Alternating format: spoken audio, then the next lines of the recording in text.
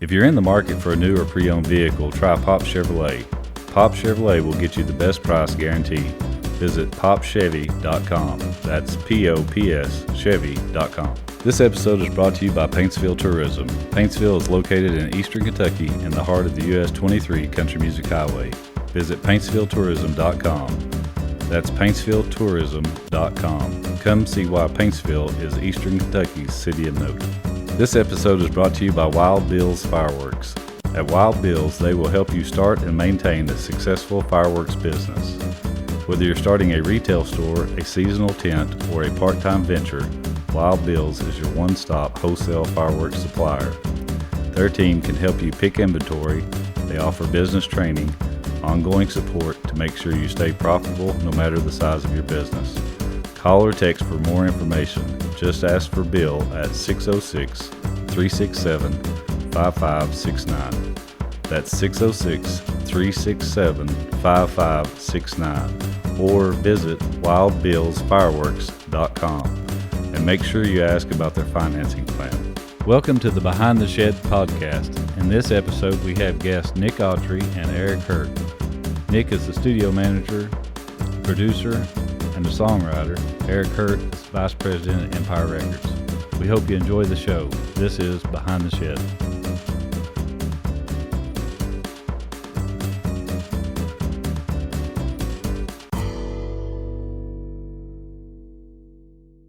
So this is going to be another exciting event because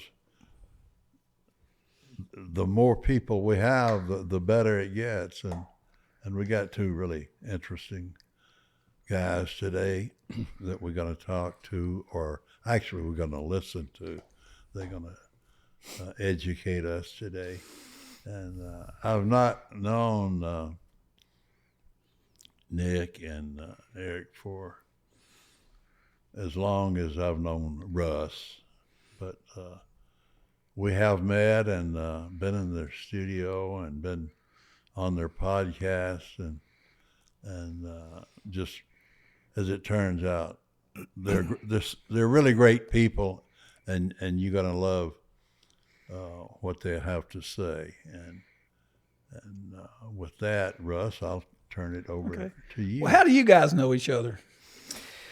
We met through Jamie Moore. Jamie Moore, that's right. Yep, sure did. That was quite a while back. Jamie Moore is a hit songwriter and yeah. producer in town, and we were all hanging out at, I think it was the Red Door. Sure was. Shocking. Yeah. Yeah. Then Jamie introduced us, and we got to be really close. It's funny because I was just telling Melanie this story the other day, and I was like, man, it's so odd to think that Jamie introduced us however many years ago that was, but I feel like we've been friends all of our life. Oh, no doubt, man. Yeah. But we were instant friends. Like, I don't think we ever, I feel like I would probably talk to you, I mean, unfortunately, because I love Jamie, and I don't talk to Jamie as much as I'd like to, but I talk to you almost every day. You know? Yeah. That's cool. That's cool. So Eric, and both you guys want to kind of tell us what you're doing now. I'm doing a lot of different things. Obviously, since the industry's changed, I have to wear too many hats sometimes. But I run Soundstage Studios, and I've done that since 2010. I've been there since 2008. Also a songwriter with a Spirit Music Group, and I produce and engineer. So every day is a little different. So. I work for a company called Empire. It's based in San Francisco, but we have offices all over the world. Been in town a long time, mainly in publishing. Worked for Russ, Zavitson Music Group back in the day, but I do A&R for Empire, VP of A&R / publishing. So I kind of have a dual role, splitting my time between label, doing A&R on the label side, and then A&R on the publishing side. Yeah, man. And, of course, you had a pretty good run this past year. Yeah, I mean, the whole company did, obviously, with Shaboozey. So I think it was 2019, the end of 2019, top of 2020, we signed Shaboozey. That turned out to be a great signing for us, obviously. And we're 5.5 years to the, with the Nashville launch. So Ghazi is the owner and CEO of the company. So he hired me 5.5 years ago to start things in Nashville. I was the first hire there in Nashville, and we built from there. Started building a great team, started building a great roster. Shaboozey was one of the signings that we signed. So if you told me 5.5 years ago we'd be sitting where we are with an artist like him, I don't know that I would have believed it. It's been pretty crazy. Man, you guys, unless I'm misquoting, but you guys broke every record for a single this year, didn't you? Yeah, it's for all the charts. It's unbelievable. It's one of the 25 in the top 25 biggest records of all time. Wow. It was the longest running #1 at country radio in history. The first single in history to be on top of the charts, radio charts, in 4 different radio formats. It's next to BB Rexa and Florida Georgia Line. It's the longest run #1 on Billboard Hot 100, Country 100. And I think it's something like 36 weeks now, something like that. And then just stat after stat. It's crazy globally. He's all over the place. Yeah. I was with somebody from Sony that is the head of A&R for Sony over in the Netherlands recently, and she said, "Man, that record is so big over here. We're using that as case studies on how to break a new artist." Wow. So that's way cool. Yeah. Unbelievable run.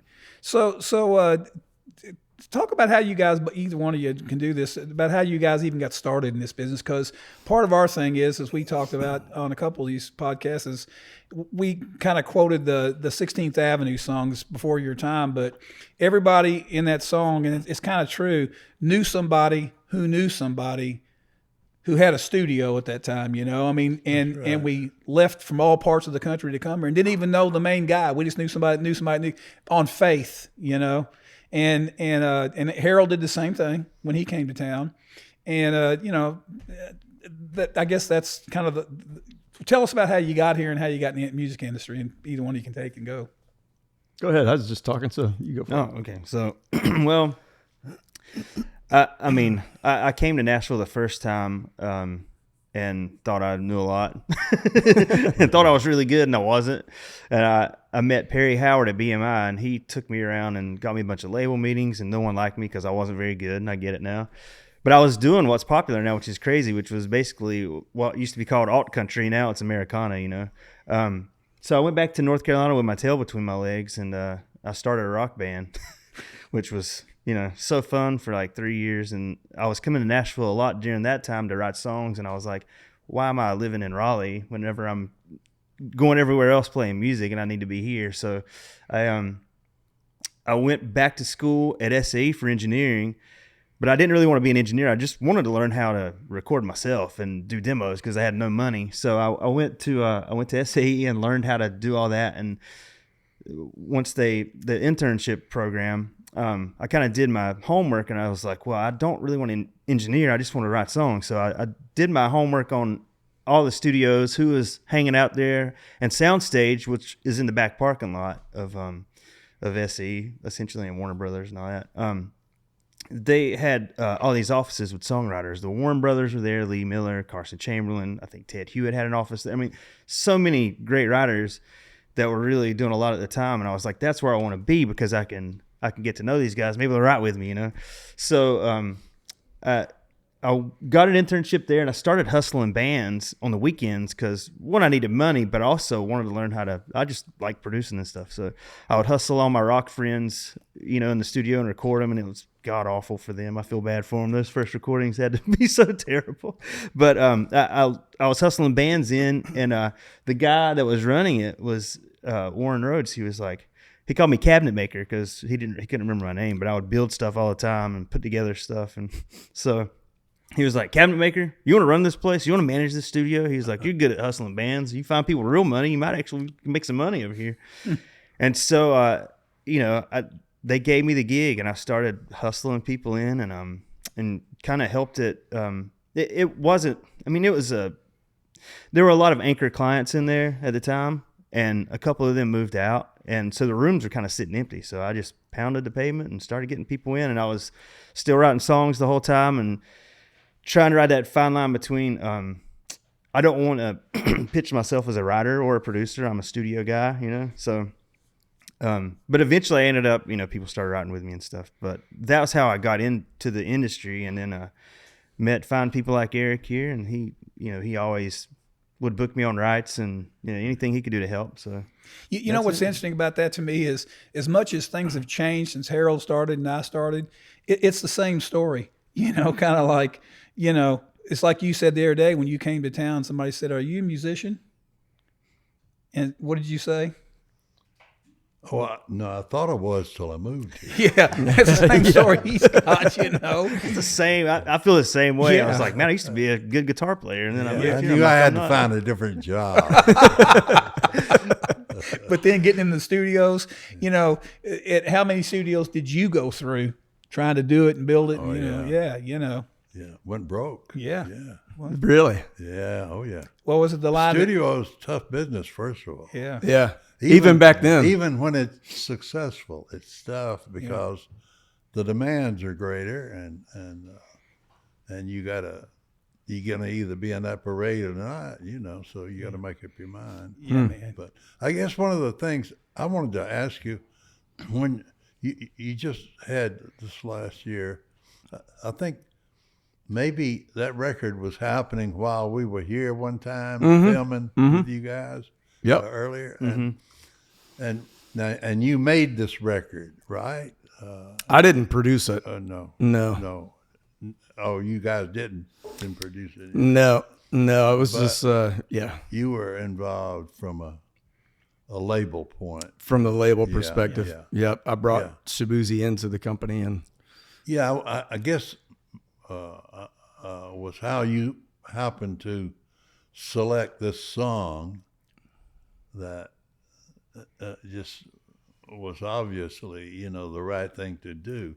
What were you thinking about at that time? Were you thinking about an artist? I think this is a hit, or maybe we can get this on. You were not thinking about airtime at all, probably. You know? No. I mean, our whole thing is, you know, if we go to radio with something at Empire, that's always the last thing. You know, we don't want to try to use radio to break an artist. We want to try to break an artist and then have radio supplement that. And I will say, you know, credit to Shaboozey and his team, because those guys are great A&Rs for themselves. I mean, he has got a very, very clear vision of who he is as an artist, what he wants to do. Yeah. So that song actually came about as they were taking a break from trying to finish another one. They got, you know, frustrated with this other song, and so they started messing around and ended up writing, you know, a bar song in about 30 minutes. So it just kind of fell out, and then, you know, they fell in love with it, and then Empire heard it, and, you know, the company was like, man, this feels special, you know, and, you know, and then we wanted to put a focus on that song too. So it all ended up, you know, popping off. And I mean, there were so many people within the company involved in him and his career, you know, like I'm fortunate enough to be, you know, the one that brought him into the company. But man, just Nate Stevenson was the product manager, still is for him. He's played an instrumental role at the time. There's another guy, Sock Passe, that was, you know, working on a creative level with him too. And then we had our marketing team with Harrison Golding and his crew that just did an incredible job with digital marketing strategy, and all sorts of people involved. So, you know, it definitely is a team that has been a team effort for sure. But yeah, I mean, and also the timing, you can't, like, some of the stuff, you believe, you hope that a record's going to go, you've got a lot of faith in something, all the markers are pointing in the right direction, like this is moving. But when he was working on this album, it was around the time Beyonce was working on her big project, her country album, and she brought him into that. So he was featured on 2 of those songs. So we had released the first 2 singles of this album. Her album came out. There was obviously a lot of press around that, and then a lot of people talking about Shaboozey. Who is this guy? Who are these artists that are on her record that nobody knows? So that her album dropped, and then we immediately followed, that album with a bar song, and it was just a perfect storm. Just the timing of everything. And man, when that thing came out, it was just people were gobbling that song up. I mean, it was doing something like 30 million streams a week, and just flying. And then we were like, okay, now's the time to go to radio, so then, we put that piece in place. Yeah. Different world than we'll, Yeah. a little bit, but that's, But not so different in that you really had the gun loaded, Yep. so. And you had him teed up for a long time, man. And I just, Shaboozey knows exactly who he is, and you've brought him to so many things, introducing him to so many people. And I remember that early on, and I was like, that dude is a star, man. He's just a superstar. You run him 5 seconds, We hope you're enjoying this episode of Behind the Shed. Today's sponsors are PopChevy.com, Paintsville Tourism, Wild Bill Fireworks, and the Kent Rose Foundation. I tell you what, man. Yeah. It's funny that you say that, because he has really made me think about artists in a different way, in the sense of, like, from the beginning, that I said it a minute ago, but he and his team, they knew what his brand was, what he wanted to appear as, image wise, stylistically, video content. They had it all lined out, like, this is who we are. These are the kind of songs we want to do, and that's where we want to go. Yeah. And they have stuck to their guns through the whole thing. They had a really clear vision. So there was never any room for a lot of people to come in and say, I think you should be doing this. I think you should be doing that. You should be this kind of artist or that kind of artist. He was very much like, no, this is who I am. And then, our responsibility as the label with Empire was to come alongside them and support, the vision and brand they'd already built for themselves, and it just all worked out. So I say that to say, when I look at other artists now, it's really important for me to be like, man, I might really like the music, but I want to make sure that you really know who you are as an artist, where you want to go, what your brand is, what your sound is. So then we can come in and help support that. You know what I mean? yeah. That is half the battle, I think, of being an artist. Is you can be a great singer, you can be a good looking person, you can have all these things, you can write great songs, but if you don't know who you are, I mean, that's step one. Do you know who you are?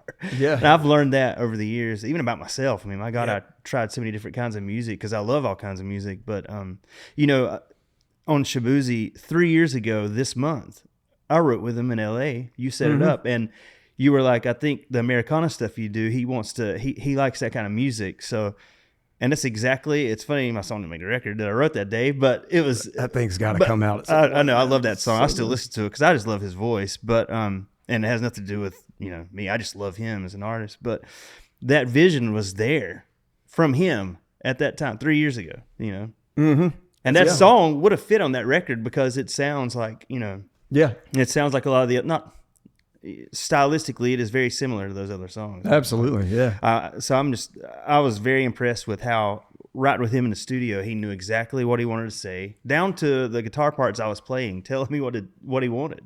Yeah, and I love that. Like, tell me what you want. I don't want to guess. It's your career, not mine, Now, obviously, that hadn't changed over the years, Right. with all the stuff you did, same thing. Yeah, that's cool. Well, what a record. Golly, what a big record. Well, Oh, man. we didn't try to repeat ourselves. The next record might be totally different than something we did before, So. Yeah. I think that's a good point. Is like, I think you don't have to, as an artist, repeat yourself. No. But when you move to Shania Twain's a great example of that, right?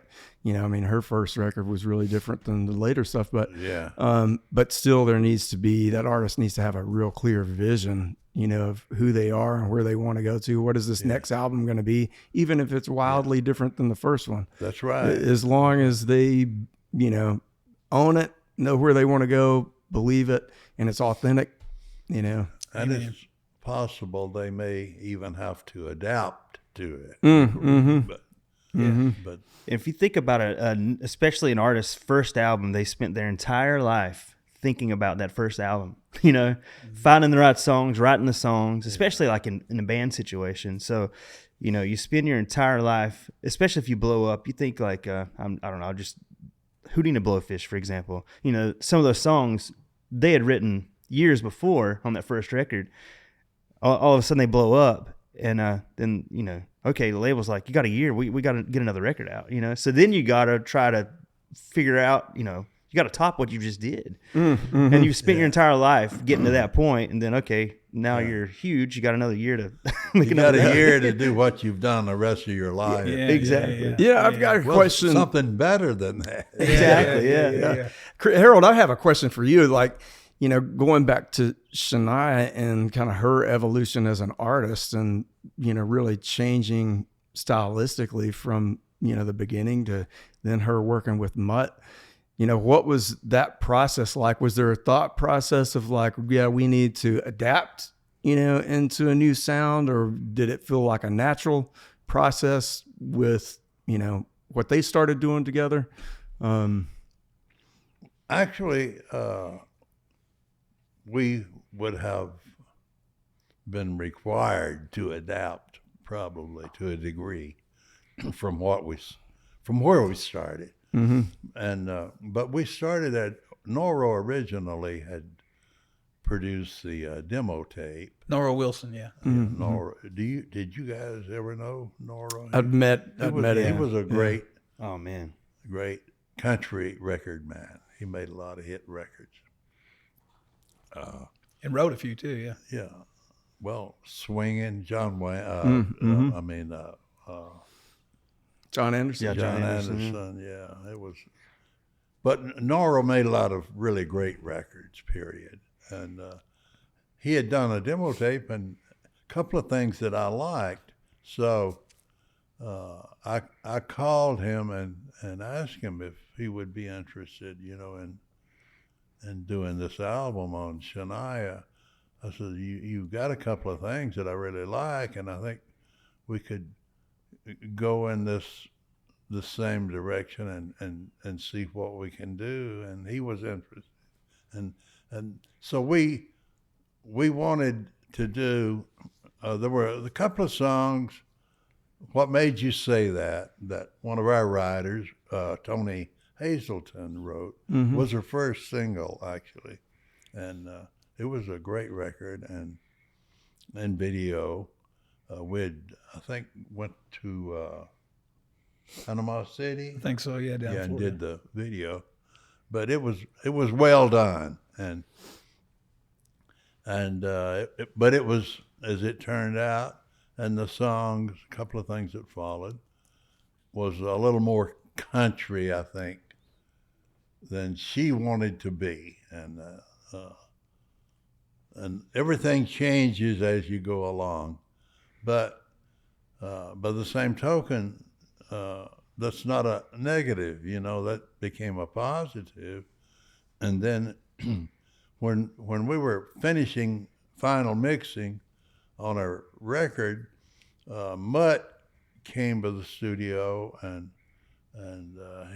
he came to the music mill several times, and so that's really where they met, and they became friends, and he went back to London, and they started writing each other and writing songs with each other, and he had taken she had some great ideas for songs, I never thought they were as complete as they could be, but after they met and got married and Mutt, they rewrote all of this stuff, you know. Well, that really changed everything a lot. So I think most everybody knew that it was got to get a different team, and Mutt. So he was in charge of the music from then on, and rightly so, because you know they did about 100 million albums sold, and it's on up there. Yeah. That is crazy. Isn't that crazy? Yeah. Yeah. Yeah.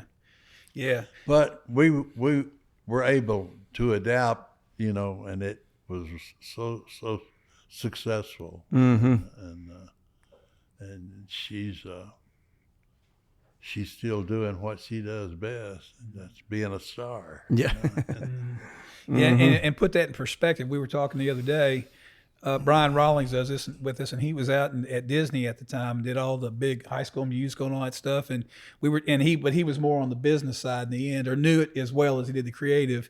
And we were talking about those numbers, and he said, "Don't forget, in those days, 100 million sales was $1 billion of business."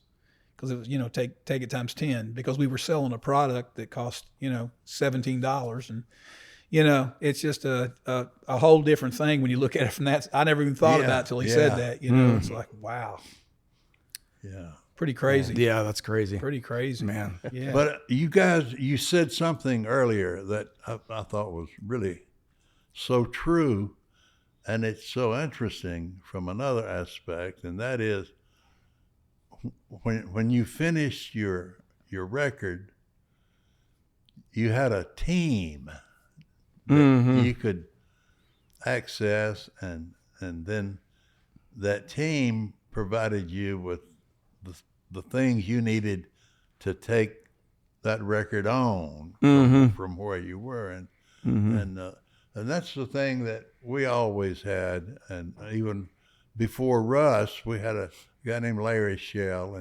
and he was great too. And he and Russ were mainly the only two people that ever ran the publishing that I was connected with. And when I left to go to Mercury, Russ ran the whole operation then. And so we had all of that going. Point being is, we always had a team, and that is so important. The team does the hardest work, especially promotion and marketing, and that's difficult if you're dealing strictly with the radio, because you got to get your record on the radio, you got to get it played, and that's a hard job sometimes. sure.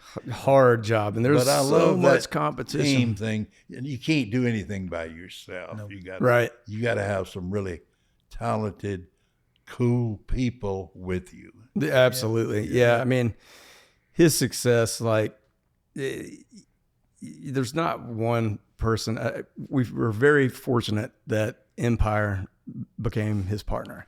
Not one, but there is the person and a person, Yeah. that starts all of that and makes it work. And that's you guys. Yeah. But you had the team. It was a great team in place supporting him. Yeah. Absolutely. Man, it was Way to go. as just a buddy, and Eric and I do business together in other ways, and I don't work for Empire, but just watching it happen to your buddy, what a cool thing. Yeah. Like, you started that, dude. It's crazy. Yeah. And you believed in him, so That's really cool. That's really cool. It's a fun place to be in. Yeah, Well, that's cool. it's a fun place. It's a great place. It's a learning place, and a lot of fun. Even when I didn't work at the mill anymore, I spent some time there because I worked there all the time, making records there all the time, and Russ, he always had 10 to 15 writers, maybe. And then he always had that 35 or 40 people that you need to make all of this stuff happen. So that's what you guys Absolutely, did. yeah. Sound like. Well, one thing about, the good thing about being in Nashville too is, everybody who's here is great at what they do, whether you're, a radio promo person or it's the best of the best. So, I mean, Amen. What a great town to be in. Yeah, it is the best of Mm-hmm. the Yeah, best. Yeah. absolutely. How did you get here, Eric? What was your path? Grew up in a real small town in Northeast Texas. Was always really passionate about music. My family was not musical, but I found a guitar in my dad's closet. Somebody gave it to him because they owed him money. And so I just really took into that, taught myself how to play guitar, started taking piano lessons and just was, musical.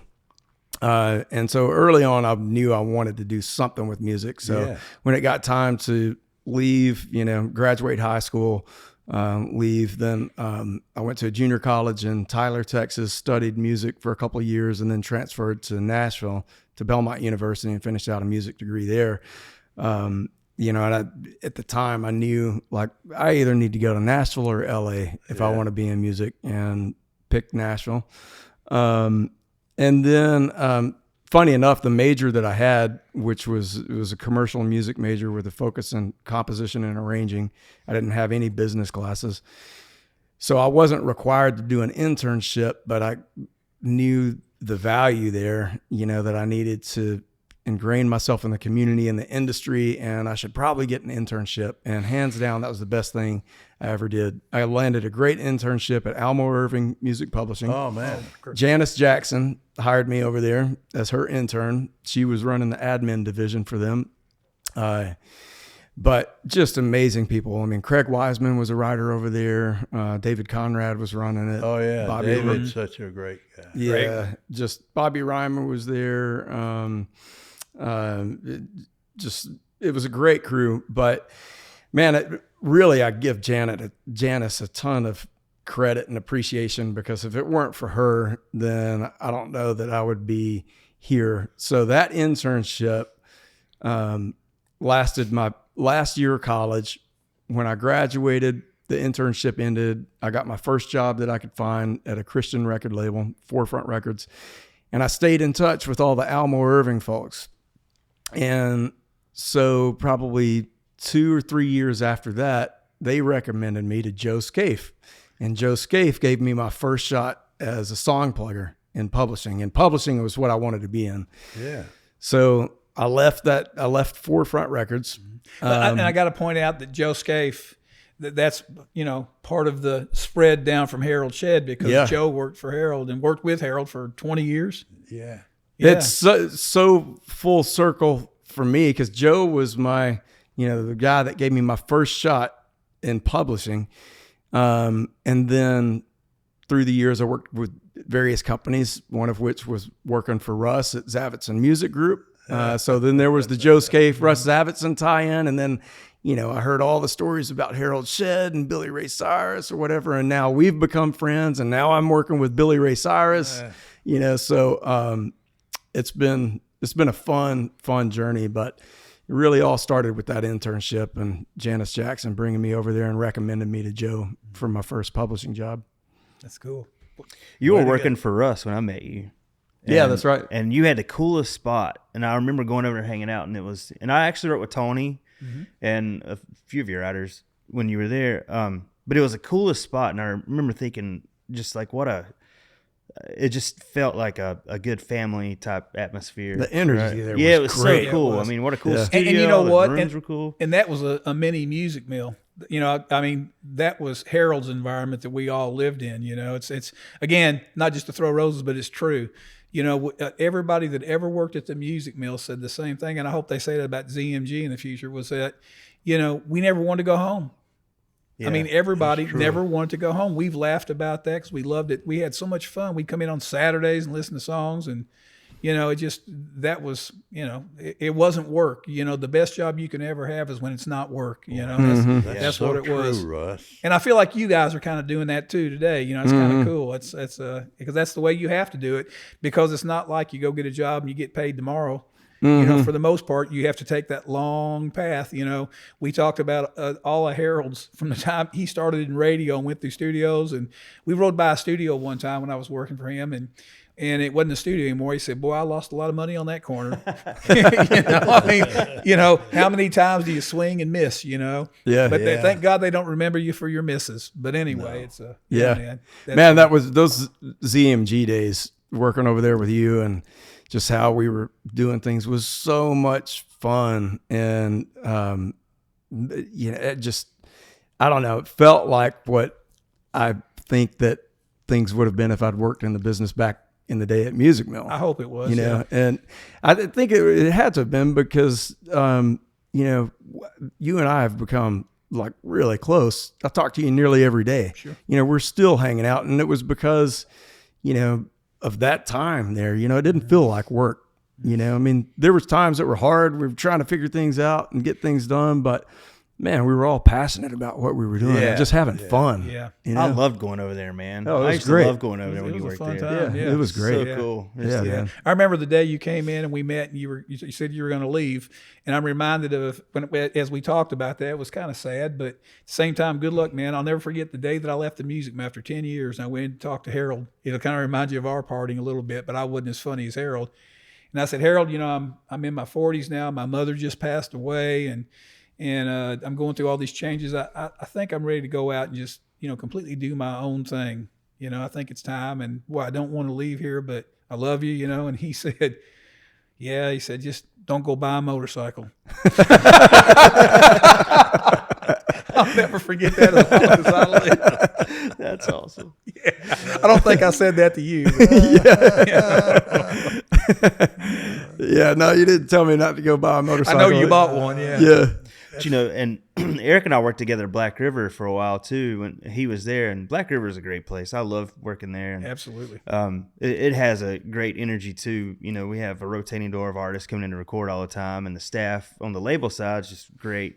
And Eric, one of the happiest days of my life was when Eric came over to work at Black River. I was like, heck yeah, I got my best friend right upstairs, and it was such a fun atmosphere. And then the saddest day was when you left, but I was happy because you went to Empire. And I can't believe it was 5.5 years ago, man. Wow. That's crazy. Yeah. Isn't that Time crazy? flies, man. Crazy. Yeah. The Black River days were fun. That was man. fun, yeah. Yeah. I mean, it was, we did so many things together, and it was just yeah, man. And you're in a perfect position to come back on here and talk about your big record here pretty quick. I really believe that. I don't know if I told you this kid, but I met a kid out at this restaurant, and we were talking and got to know each other like where most artists and songwriters start, waiting on tables, of course. And he told me that he had met this guy he was working with named Nick Autry. And he has that look in his eye. And I told Nick that. I said, you know what? That's, that's where it all starts, I think, in the end. I wrote 3 songs with him this week. I mean, he's great. And, I think at my stage now, I really enjoy finding younger artists that do have a vision and just trying to help them figure out who they are or what they want to talk about. I don't want to help them figure out who they are necessarily. They need to know who they are, but help them figure out what they want to say, Yeah. And so, it's funny how, we're talking about vetting artists out and finding things like that and how they have to know who they are before it works and really have a good vision. And we told a story that Harold and I share on one of the previous podcasts about an artist he worked on. I'm not going to tell it again, but that had gotten signed to a major label and they were already signed to a big label, and they hired Harold to produce the record before he went to Mercury Records, of course. And he cut the first record on them. They went out to sing, and he found out in the studio that day that one of the guys wasn't really even singing on that demo. And he told him while we were all sitting there, you can't sing. We got to figure this out. So you talk about not having a clear vision of who you are. How sometimes, for a while, the community and the labels got going so fast, throwing stuff out in the 90s. That's great, sign it, let's go, and vision has got everything. I want to bring that up a minute ago. Yeah. And knowledge. Yeah, absolutely. And That taught me a good lesson. Yeah. Eric knows that I can be pretty blunt, and I just kind of speak my mind a lot of times, which is not the best quality to have, but especially like in a room, I've learned from just over the years, time is valuable for all of us. So if I'm in there with someone who doesn't know who they are, I'll nip it in the bud pretty quickly. Yeah. Because I remember telling this one artist I was working with, I was like, one, I can't want it for you, and I can't try to figure out who you are, And so this kid came in one time and he had no song ideas. He had no nothing. I was like, well, I mean, I'm not writing a song for me today. I don't need you here to write a song for myself. Not being mean, but I'm like, Yeah. I think that's some advice for younger folks coming to town. Like, work on who you are, have some ideas before you go into a room, and you don't want to waste anybody's time. Yeah. Yeah, and I mean, it's a fun industry that we get to be a part of, but it's business. It's business. It's business, man. I mean, not show friends. It is business. that's right. Yeah, not show friends. Yeah. Show business. Yeah. It's music business. Yeah. And you got to be moved. I mean, you got to, if you hear something, you got to be moved. Go ahead. I'm sorry. Yeah. No, go ahead. I'm just going to say that, even when he was running a label, and we've talked about this, like with the Headhunters, when you came played those first Headhunter sides, and it didn't sound like anything in those days you could get on radio, which of course was what we had. That was it.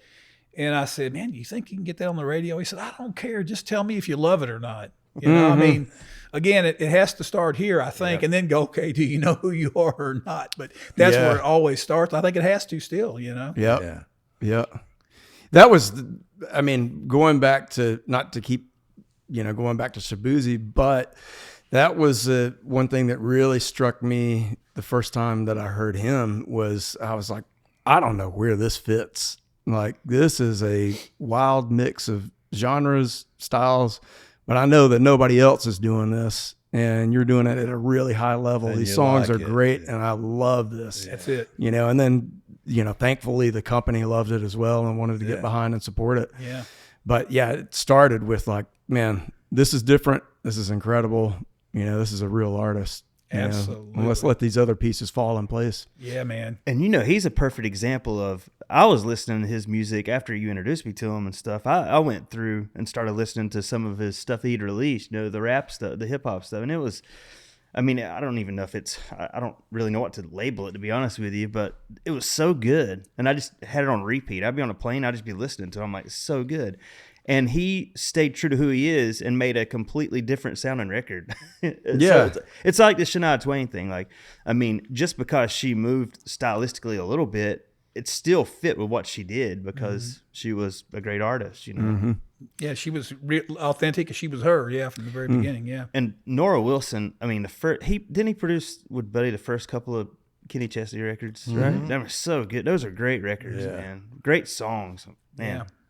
Yeah, man. Yeah. Man, in some ways it seems like a lifetime ago of those days. I remember taking CDs around, pitching songs, dropping CDs off in Nora's box and Buddy's box, and hoping they'd cut something, they'd hear something they like, and just how different the town operates now in the industry. Like, that doesn't happen anymore. Nope. With the lyric sheets with a rubber band around the CD. Yeah. Leaving them on car windows underneath the windshield wiper, just, trying to track down where somebody lives and putting stuff in their mailbox. Oh, yeah. Yep. Dude, I put so many George Strait songs in Irv Woolsey's outside mailbox. They probably just swept it right out of the trash can. Yeah, man. No, I should bet have. Irv listened. Yeah, you know what? My wife worked for Irv for a while, and he was nothing but kind to me. He was a good man, and Great man. Great man, yeah. Yep. And he would always say, "Yeah, bring whatever." Yeah, the one thing that has changed a little bit is the mix of genres a lot. We were so segmented in the 90s, and if it didn't fit into this thing, it couldn't be, on this radio station or that radio station.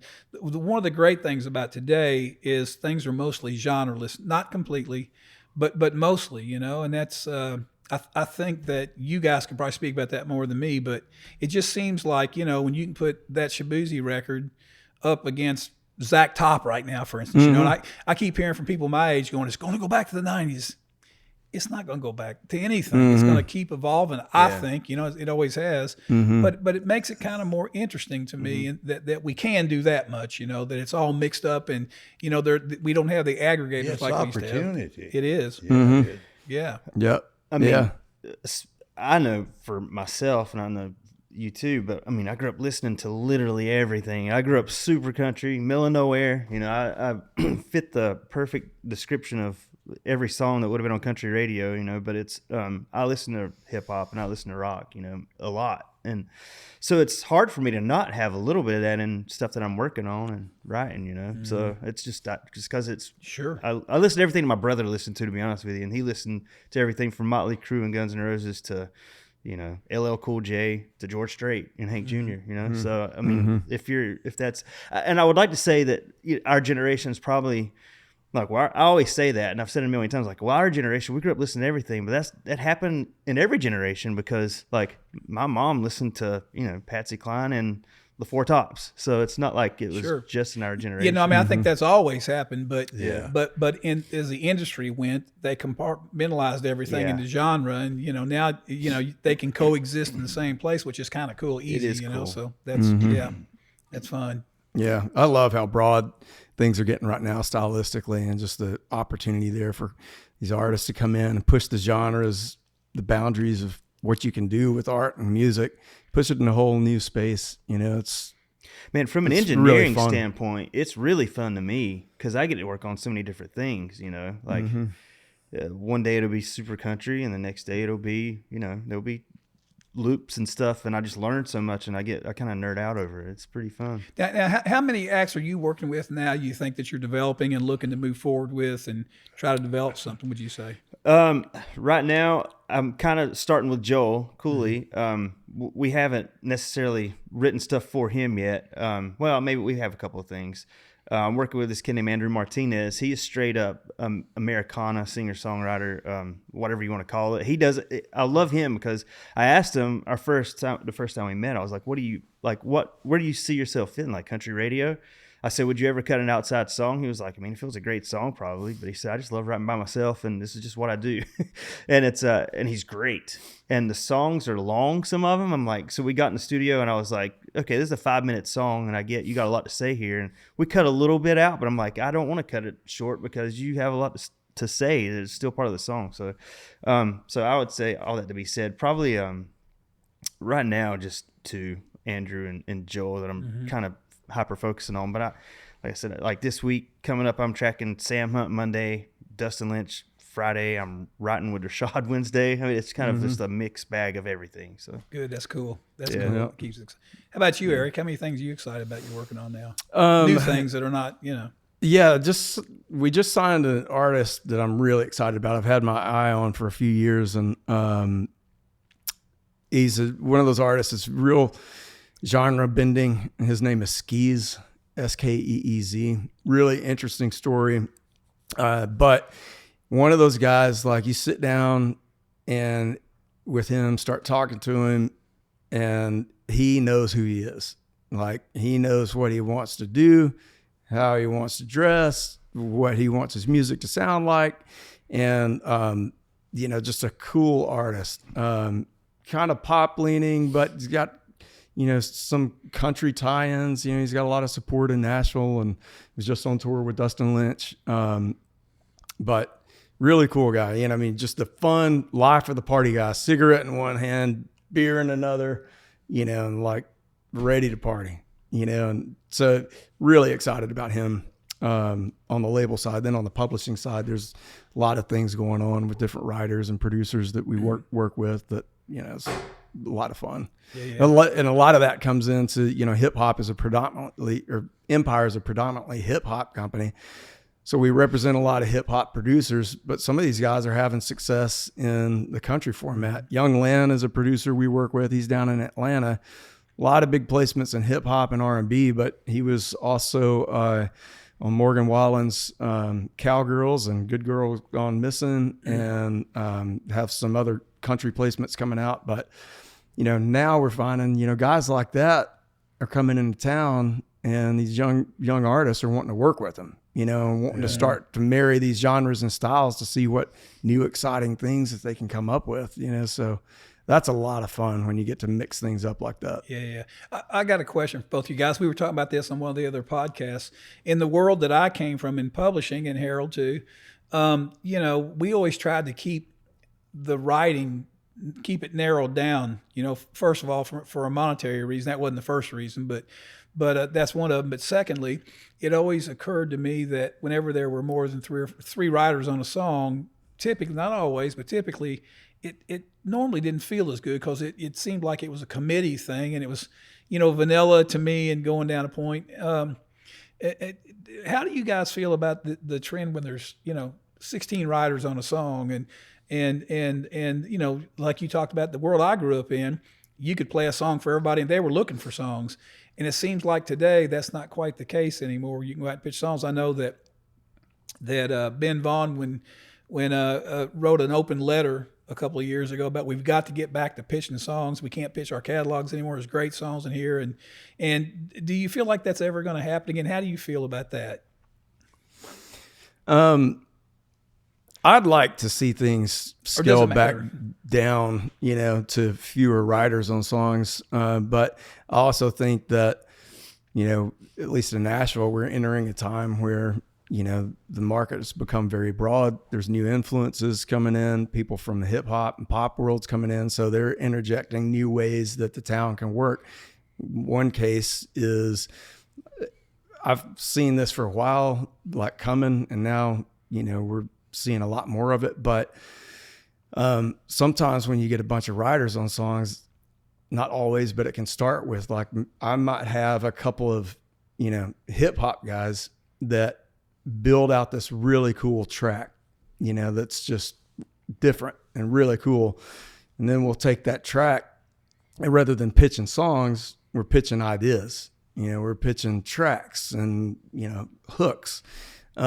So, these guys may be in Atlanta doing what they're doing. We get the track, we can send it off to somebody, or they send it off to somebody. And then, another hit songwriter in town hears it and like, man, I like that. I like this track. And so they take that track in with an artist and their favorite other writer, and they write a song over that track, and then everybody participates. So you end up having more writers on it. But, the point I'm making is that you don't have to always be in the room with them.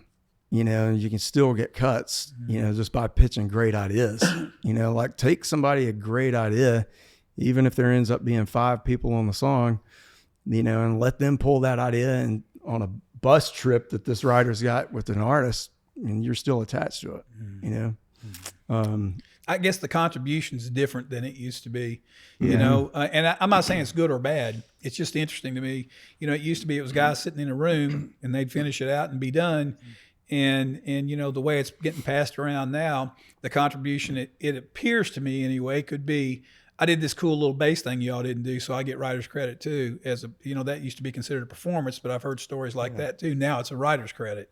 Mm-hmm. Is that?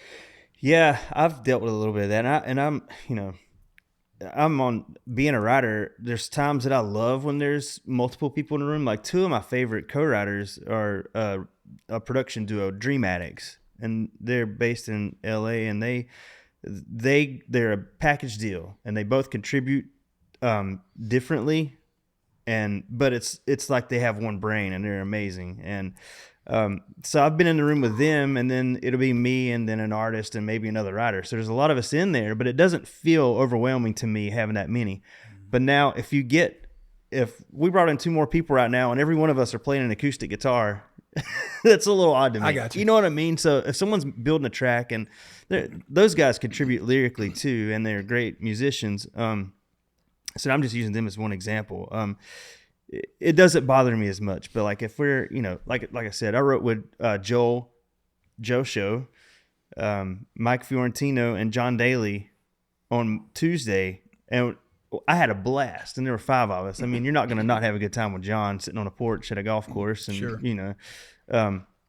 But that being said, to me, it gets a little overwhelming when you're doing something organic and you have so many people. Because right. I'll be honest with you, I love writing by myself still, and so I did it long before I came to Nashville. When I was a kid, I wrote songs by myself, and something that I always do. And I love seeing a song and I was like, well, there's 2 writers on that, or 1 writer, or, this day and age 3. It's kind of an odd thing now. Yeah. In So popular music. That brings up another question for me, and this will be interesting for Harold too.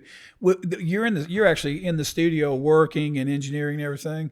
How many things do you do where it's actual people playing and you're cutting a track with a band versus, I got this track and I'm going to build a track, or I got this track. How much of it is real players and all that stuff, really tracking? Depends on the artist. I do know, like on Monday, we're cutting a 3-piece band to a Sam Hunt song, and it's going to be pretty track heavy. Michael Lawton's producing it, and he and I have written a lot together and just buddies. And I know what I'm getting with him. It's going to be super cool, but it's going to be track heavy. And he'll send me the files probably today or Sunday or even Monday morning, and I'll upload them, and then the band will cut to that. But, like this week I was in the studio for 3 or 4 days, no, 2 days. I don't even know anymore. 4 days, but I had a band, and it was all organic stuff, and it was so fun because you just watch these guys play, and they're just amazing. Like you get these guys who can play their instrument better than anybody else in the world. They're gonna beat the heck out of me sitting there with a laptop, bringing in a splice loop, which there's a place for that, But I see everything at this point, Yeah, man. And I forgot to mention Unchained. Eric and I are working with this young band from Illinois, and they're like a ska band, and they're so good. And I worked with them last Saturday and did one song, and it was so fun to get back to that, where it was a 4-piece band, drums, bass, electric, and a singer. And we started like the old school days when I was in a rock band. We would go in the studio and we'd get like a scratch track of everything. Then we'd focus on drums. We get that right. Then we move on to bass, get that right. Move on to electric guitar, then vocals. And that was just such a fun way of doing things. So, yeah.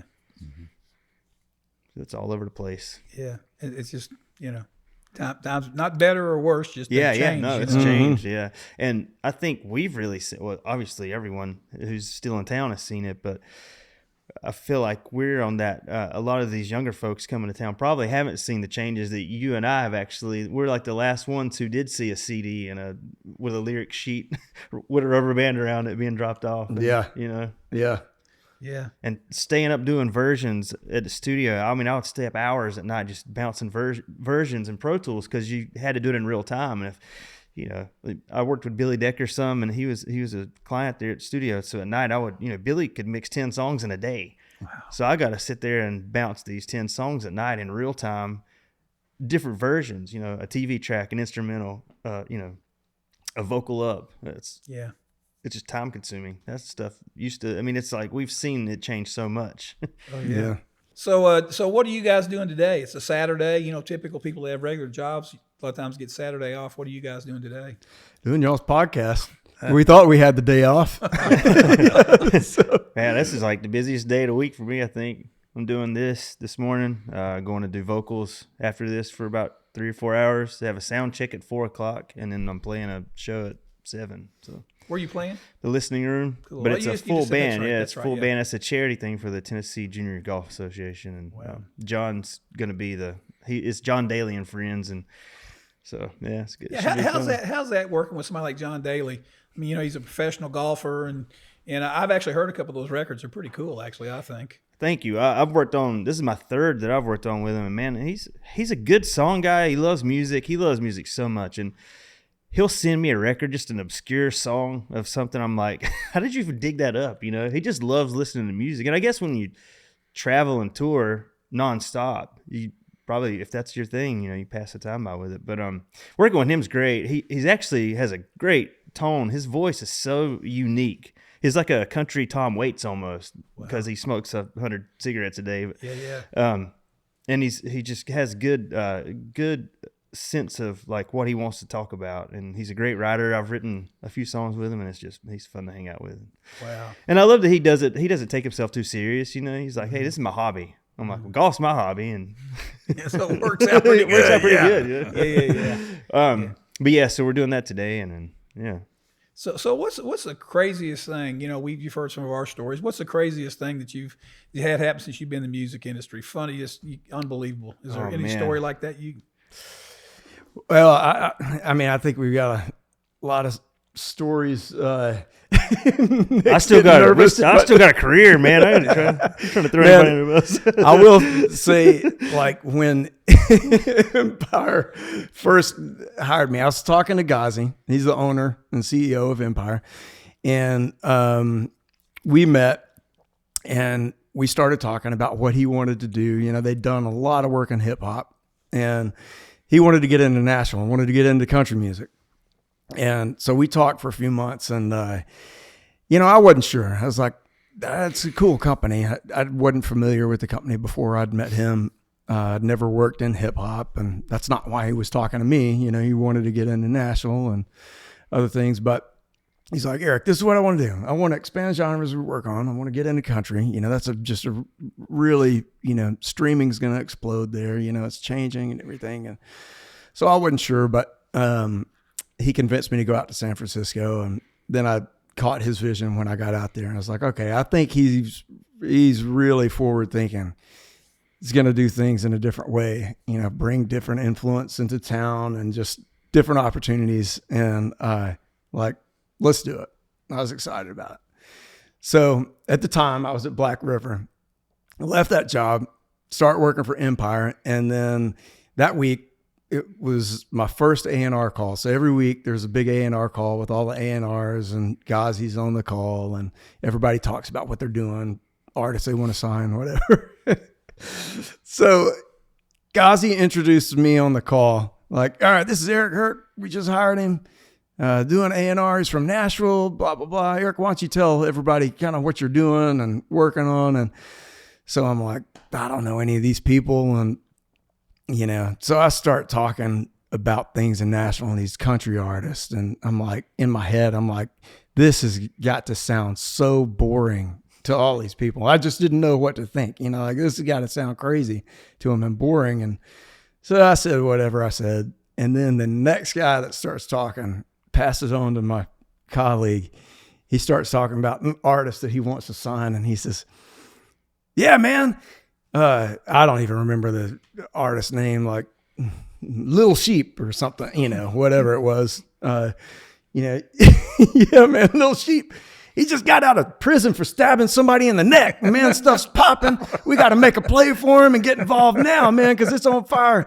And I'm sitting there like, my guy just drank too much at the Red Door last night, and now I'm working for a company that's, we're making our like pitch to sign these artists because they stabbed somebody in the neck. Like, what have I signed up for? So I got nervous really quick. I'm like, oh my gosh, man, what am I here for? But it all ended up working out. But man, I wasn't sure after that first call. I'm like, that's funny. I've entered something that I know nothing about. That's funny. Well, it worked out. For Yeah, sure. it worked out, man. I'm glad it did. It's such a great spot. Man, I was so bad, especially early on before we had an HR department. Y'all could have come to some of our parties. I mean, just different than Nashville. That's for sure. Luckily, I bypassed those parties. Yeah. But I did wait outside one night for one, and I was like, I wonder what's going to take place in there once I get inside. Well, our the first big Christmas party we had was shut down by the cops. I mean, they like blocked off the streets, and I was like, man, A little different than the Black River Christmas party. yeah. But You want some popcorn? There's hot tea over here, and Yeah.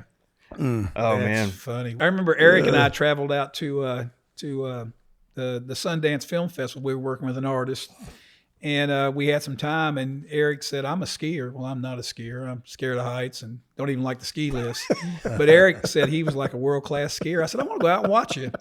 So we got up there, and I stood at where you come in down from the hills, waiting for him to come down. And it's the funniest thing. It's this like great big patio there, right where the slopes come down and everything. And there was a trash can sitting off in one corner, the only thing that was out there. And I'm watching Eric come down. He's come down. He slides over. He's this great skier. And he slid over and went to stop and landed right in the trash can. Of all the places he could have landed right in the trash can. Remember that? Yeah, I remember it. Oh, man. Dude. I got a good one, man. This was pretty recent.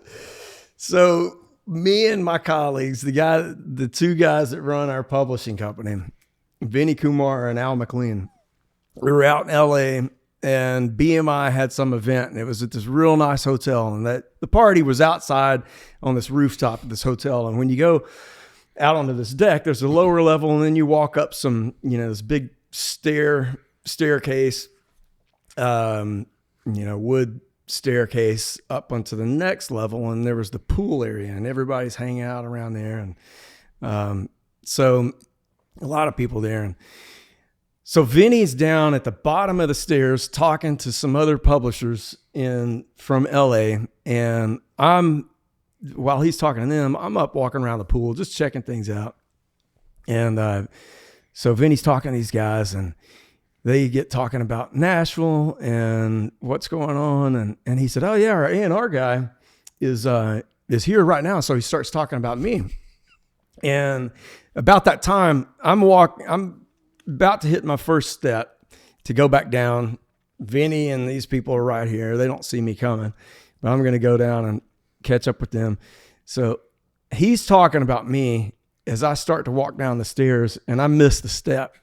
And man, when I say I missed it, I just was barrel rolling down the stairs and ran into people down right all by, made a big scene. You know, they obviously stopped talking and looked over like, what the hell? Like, what is going on? And then Vinny realized it was me. And he's like, oh, there's our A&R guy right there.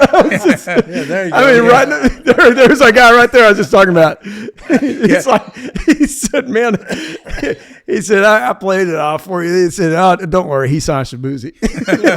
And then Harry jumped up and said, live from Saturday night. Yeah. Oh, man. Just funny. Country boy entrance right there. Yeah, man. They just think you sit around on bales of hay when you're home. Yeah. Never seen stairs before. Yeah. That's fun. Oh my God. Man. You work for some great people, though. I got to hang out with some. I mean, they're super nice. Oh, they're folks, the man. best, man. Yeah. Love those guys and the whole team. Yeah, man. So do you have anything new coming? I mentioned this story, but it's coming out pretty quick that's new and you're excited about? Well, Shaboozey's working on his new project. So there'll be some new music coming out soon on that. That'll be a deluxe edition, and then moving into his album. So everybody's excited about that. Skis, who I just told you about, we're getting ready to release an EP on him, moving into, what's going to be the big focus, the LP in the summer. So really excited about, building that thing up and working with him. Yeah, I mean, there's a bunch of different things. There's another artist named Madeline Edwards that we just started working with. That's incredible. Just got out of her deal with Warner Nashville, and just writing and recording just some really artistic, cool music. She just really, once she got out of that deal, she just kind of felt the freedom to really express herself creatively, rather than worrying too much about writing for radio or anything like that. That's obviously no knock to the Warner team or anything like that. She just got out of the deal and entering a new space, but just she's in a really good spot artistically and just making some incredible music. So really excited about her. Good for her. Yeah, man. It's awesome. Yeah. How would you write for radio? They don't play anything worth. Yeah. I don't know. I'm not necessarily. That's a good move on her part.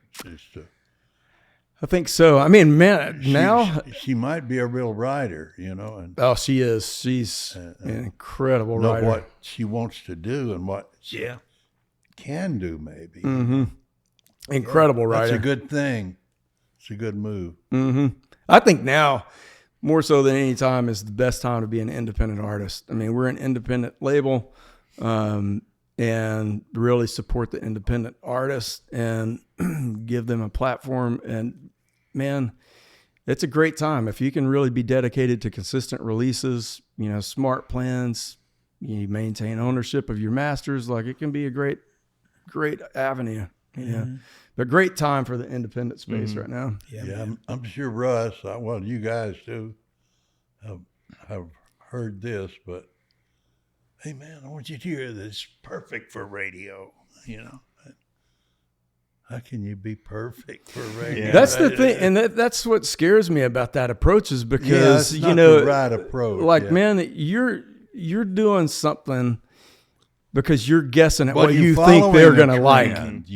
First of all, you're not creating anything. Right. You're following a trend, and you're doing something to sell advertising like that. But I always tried to direct writers especially. Mm-hmm. And I don't even like the phrase. That sounds like the radio. You know, Mm-hmm. that's a bad Yeah. omen. You know. Yeah. Man, I love hearing that. Like, that's encouraging to hear, coming from y'all who've been in this industry for so long. Do original, and as long as it's good, you're way ahead. Yeah.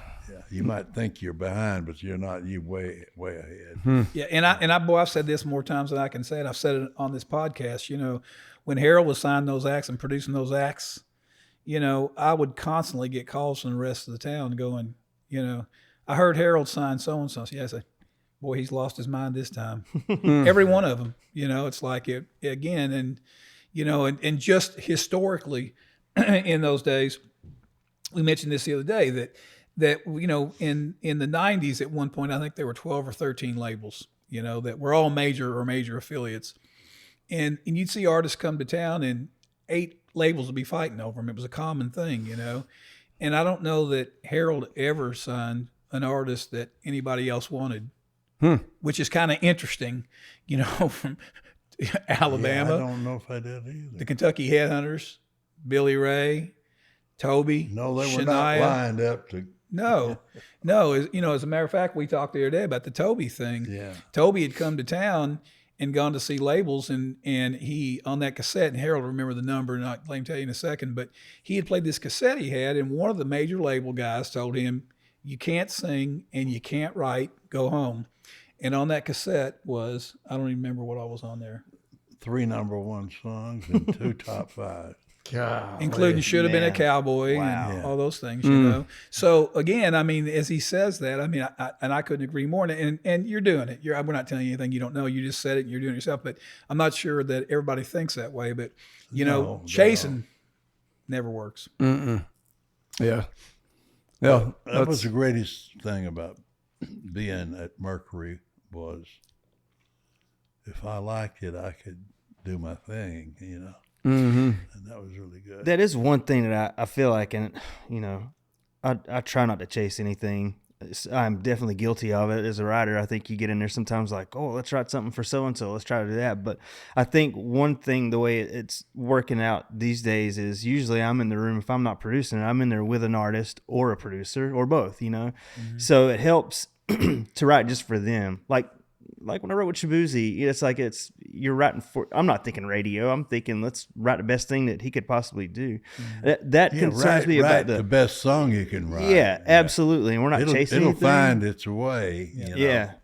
Which scares me a little bit with like doesn't scare me, but like writing for just to pitch songs. Like it's like, are we writing to chase or are we writing to? But I think it's such a cliche thing to say.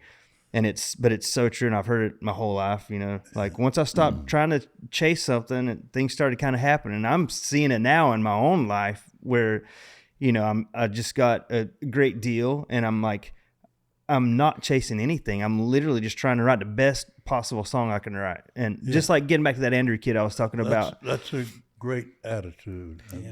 Yeah. Who am I to say you shouldn't have a 5-minute song? I mean, if it makes sense and it's good, it doesn't matter. Hey, if it takes that long. Yeah, if it takes that long to tell your story. Won't, yeah. but it Hopefully it will. Well, in the days when we had radio, we didn't have social media and stuff.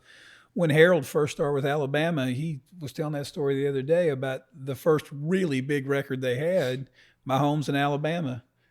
When you tracked that, how long was it? 8.5 minutes. God. In those days, Gosh, that's crazy. That was a long country song. you couldn't do that on radio. Yeah, It wasn't advised. You couldn't. No, if you think they're going to play that, you're not thinking. I mean, at the end of the day, they're a business and they got to sell ads, right? And sell, Yeah. So Anyway, all right. Well, man, I think this has been a lot of fun. Yeah, Thanks for thank having y'all. us. Yeah. It's so fun. I love hanging out with y'all. Yeah. Yeah. Thank you for having us. We might want to do it again. Yeah. Yeah. Yeah, we'll do it whenever. Do we have to talk about it first or no? I'm kidding. You might want to give them an outline. Yeah, man, this has been a lot of fun. Producer Wade, thank you. Yeah. Thank you. Thanks, Wade. Thanks. Thanks, fellas. guys. Yeah. Cool, man. Awesome. All right. All right, go do your vocal. Let's go. Yeah. All right. Do that. Good Go luck. do your skiing. Thank you. Get my practice in there. All right, man. Thank y'all see so ya. much. Thank you. Thank you for joining us on this episode of Behind the Shed. Special thanks to our guests today, Nick Autry, Eric Hurt, Russ Davidson, and Harold Shedd. Behind the Shed podcast was created by Wade Smith, produced by Russ Davidson and Wade Smith. Camera, audio, and video and editing by Zach Day and Jack Youngblood. Music written and composed by Russ Davidson. You can contact the show via email at behindtheshed@gmail.com or visit us on Facebook and Instagram at Behind the Shed.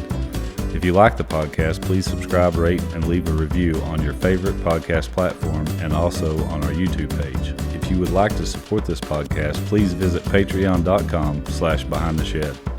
Have a great day and share some stories. Tune in next week as we go Behind the Shed. If you're in the market for a new or pre-owned vehicle, try Pop Chevrolet. Pop Chevrolet will get you the best price guarantee. Visit popchevy.com. That's POPS Chevy.com. This episode is brought to you by Paintsville Tourism. Paintsville is located in eastern Kentucky in the heart of the US 23 Country Music Highway. Visit paintsvilletourism.com. That's paintsvilletourism.com. Come see why Paintsville is eastern Kentucky's city of note. This episode is brought to you by Wild Bill's Fireworks. At Wild Bill's, they will help you start and maintain a successful fireworks business. Whether you're starting a retail store, a seasonal tent, or a part-time venture, Wild Bill's is your one-stop wholesale fireworks supplier. Their team can help you pick inventory. They offer business training, ongoing support to make sure you stay profitable no matter the size of your business. Call or text for more information. Just ask for Bill at 606-367-5569. That's 606-367-5569. Or visit wildbillsfireworks.com and make sure you ask about their financing plan.